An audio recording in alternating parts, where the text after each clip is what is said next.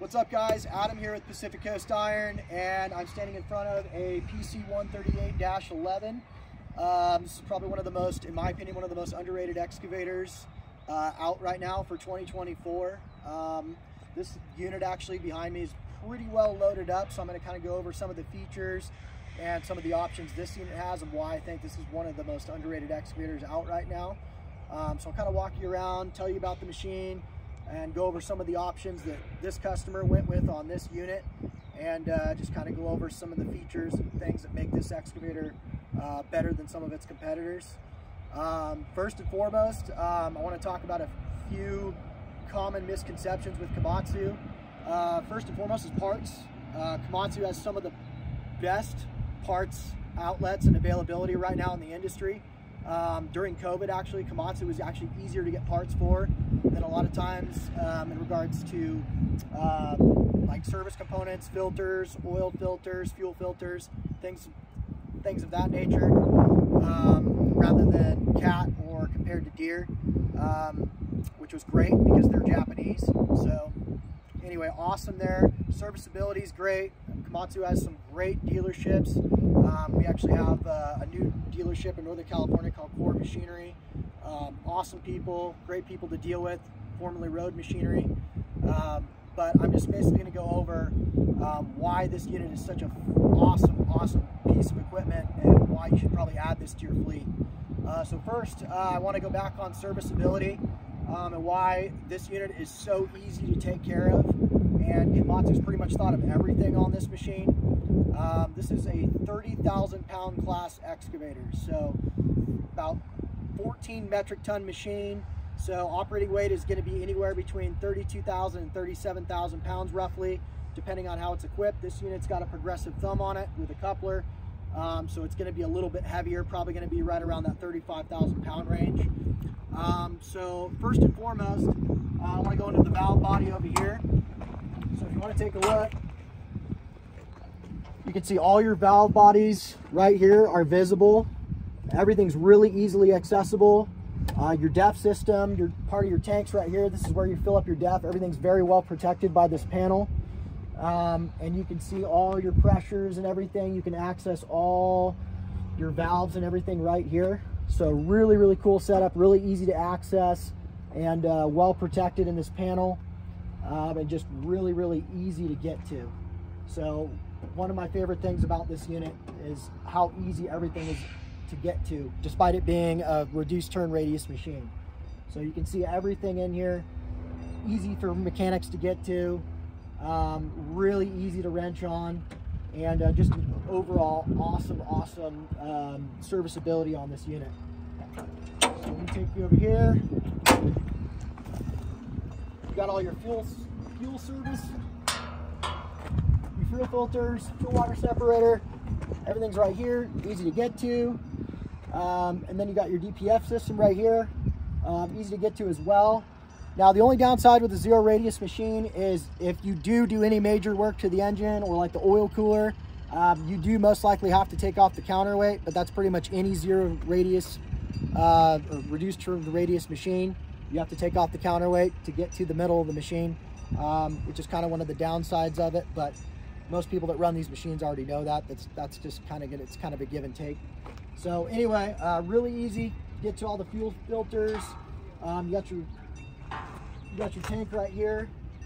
Your coolant. And I'll walk you guys up here. So you got your air filters, cooler, radiators back here, oil cooler. And this one's actually equipped with a bunch of different emergency shutoffs. The customer in particular wanted all these emergency safety features on it. So it has multiple emergency shutoff switches all over the machine. This is an option from Komatsu that you don't have to get, but this customer in particular wanted this option.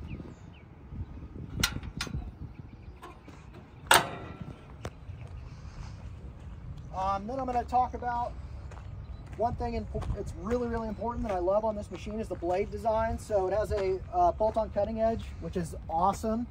Then it has two hydraulic cylinders with covers on them to protect the cylinders from getting dirt in there and debris. which is a really cool feature. This unit has a lot of cab protection on it. Again, these are all options from Komatsu that you can get. You can also get them aftermarket if you like. But full cab guard on top, and then front bottom cab guard window cover, which is if you're running a breaker or a mulcher or something like that. Some customers have to get that feature. Now this unit, I also want to talk about the hydraulic thumb.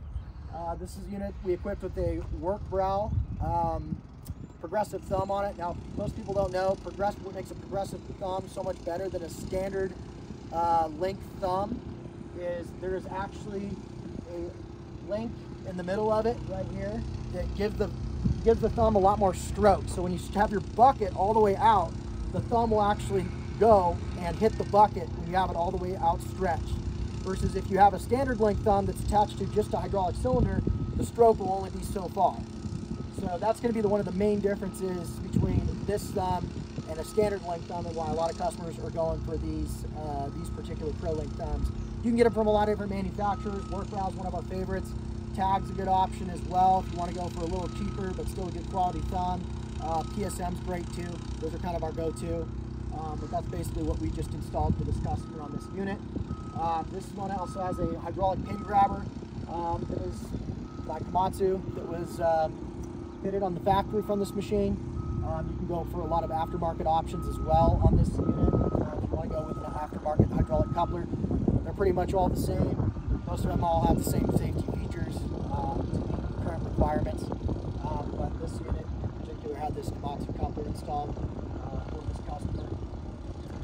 And I also want to talk about cab configuration before I forget, which is probably my favorite on a 138. So extremely roomy cab.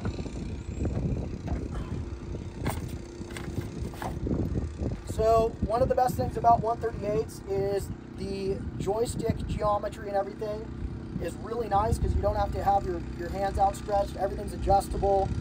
For a short guy like me, really easy to adjust the joysticks in a bunch of different positions. Short guy like me can actually touch the pedals, so which is great. Really easy to get around this cab, and really easy to move around. You don't feel like you're in a phone booth like some of the other manufacturers. And then the interface on the 138s is awesome. So one thing I want to talk about, and I will grab my phone here to show you guys. So Komatsu has probably, in my opinion, some of the best software. You can do pretty much everything in this screen. And as far as serviceability goes, I mean, you can go pretty much on this one. Unit actually is equipped with a 360 camera, so you can check all your different views through here. And just an awesome unit, and a lot of different things you can do in here. Check codes, adjust your service intervals. You can adjust pressures to an extent. There's certain things that Komatsu has to do, but you can do a lot of things in this interface that you actually can't do on other machines, like Caterpillar, for instance. You have to call them for a lot of stuff. Komatsu makes operator interface really easy to use. Anyway, so yeah, the cab in this thing is absolutely awesome. Really comfortable, really quiet too. And that's one thing I'm going to show you when I run this machine is how quiet this machine is, and just how easy it is to run, how well balanced it is. And I will give you one downside of the 138s. Basically, one of the things that I have noticed on these 138s, the -11 models, the final drives from the factory are a little bit underpowered. And basically what you have to do is you have to have Komatsu come out. You have to have them crank up the pressures on the machine to give the final drives a little more hydraulic pressure. They do that to increase digging power, which is great. These things are digging monsters, but if you're in the hills and you like to flip your tracks over water berms and stuff like that and spin your machine around a little more, you might have to have a little more hydraulic power on those final drives. One thing that we did notice on these machines, which is once you crank it up, pretty much solves the problem. It does reduce the digging power a little tiny bit, but not very noticeable. Anyway, so what I'm going to do is I'll hop on this machine, kind of run through it for a minute. You guys can listen to it, and anyway, tell me what you think. And anyway, if you guys have any questions or anything like that, contact us either through YouTube, subscribe to our channel, and we got some really awesome heavy equipment content coming your way. So anyway, check it out.